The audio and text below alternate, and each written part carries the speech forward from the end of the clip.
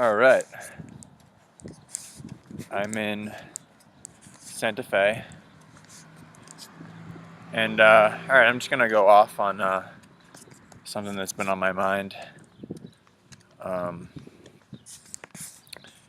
it concerns the real shape of the Earth. I believed my whole life that it was round, that it went around the sun, in the whole solar system. I was then informed that it's actually flat, and these people who told me it was flat, they meant well, but it turned out they were wrong as well. It's neither round nor flat. I've been researching this extensively over the past couple days, and I've come to learn that it is a different shape that is actually very hard for any of us to understand. It's what I have come to refer to it as a polyhydrogon, and basically I'm not smart enough. I would have to be a god to draw this for you. I'm not going to show you what this is shaped like. I'm not going to even try. But the closest description I could come to giving you is imagine the infinity sign,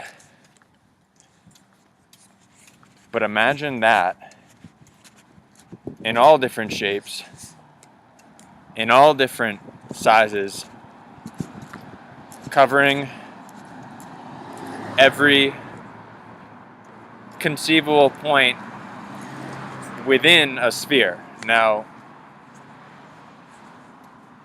that's a convenient way to describe it as a sphere, but it's not really a sphere. A sphere occupies space. Space is an illusion. There's no such thing. But, okay, I'm going to take a turn. I'm just walking along the Santa Fe River. And, yeah, so location is an illusion. You are, when you think, oh, I'm at a point in the round Earth, you're actually at a point in the polyhydrogon, but you don't know you're there. It's actually what point you are in the polyhydrogon is going to basically correlate with what information through the matrix is being fed to your point of consciousness. So as you move through it, as you move through life, the information that's being fed,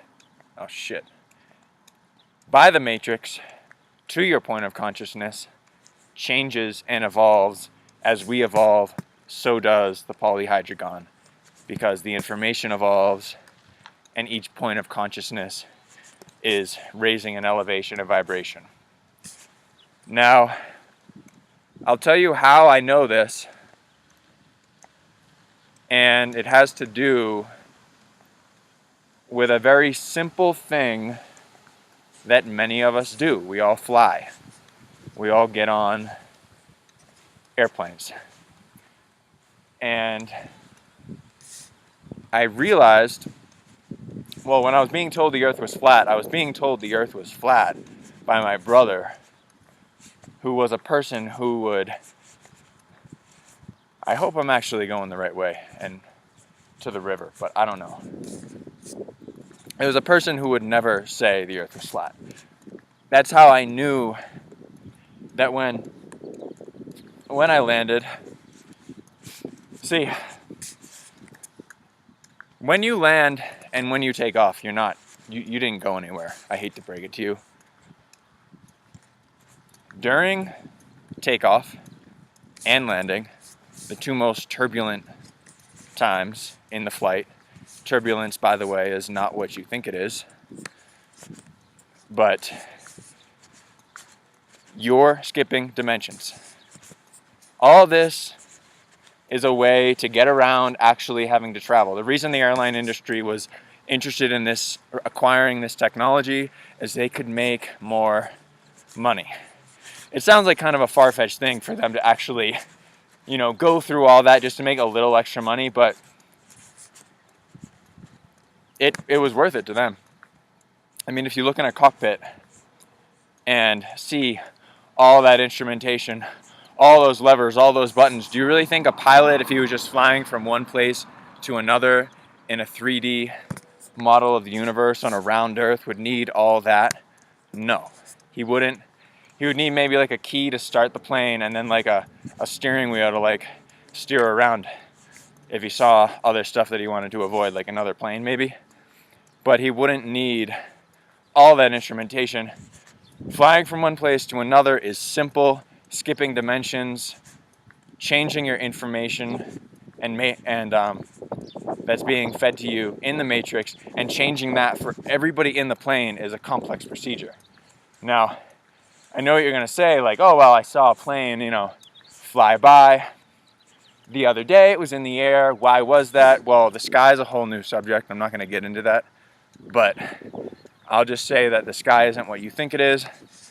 It's not what it looks like. And those white fluffy guys floating above you aren't your friends. Get that through your head. Okay? But I'm going to make a whole nother video on that. So basically, turbulence isn't what you think it is. You start to take off and you feel a vibration. You've been, by the way, prepared for this vibrational shift when you go through TSA. They're not checking to see if you have a bomb. They don't care. If you had a bomb or you raised commotion on the plane, they could vaporize you like that. Fuck, the thing went black again. You're nothing. You're nothing but energy, and they know that, and they can vaporize you. You don't exist. Okay? So they don't care about your safety. When you go through that screening, what that thing that you think is radiation is actually preparing all the cells in your body, all the matter within your body for the proton and plasma shift, vibrational particle shift that is about to take place upon liftoff. If you think there's bumpy air, if you think, oh, that's turbulence, that's a bumpy ride. No, there's no such thing as bumpy air. All right, but I don't want to insult anybody's intelligence for thinking that they're actually changing location. I want people to have this knowledge and wisdom and go places with it and enrich their lives with it. As mine has been enriched, I kind of don't know where I am anymore, because I just wanted to get to the river, but now I'm gone in another direction. So, all right, what else? Yeah, so basically, again with the particle shift, if you just, well, it's what I was getting at with my brother, who would have never believed the Earth was flat, was telling me that it was flat. I knew that I had flown too much.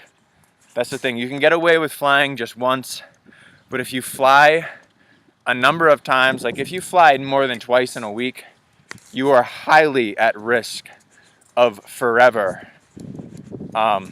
skipping dimensions. You won't be able to get back. When the matrix information is fed back into your point of consciousness, it'll be flawed. It won't be the same. Okay? So I flew to Hawaii. I was noticing things were different. I flew to Alaska. I was noticing things were different. Spent the summer there. and I did dishes. I flew home from Colorado, landed in Baltimore, landed in Boston. My brother's telling me about the flat earth. So it wasn't the same brother. The information had been fed back improperly. There was a glitch, is what I'm trying to say. If you've ever experienced a glitch in the Matrix, it's because you were ready for it.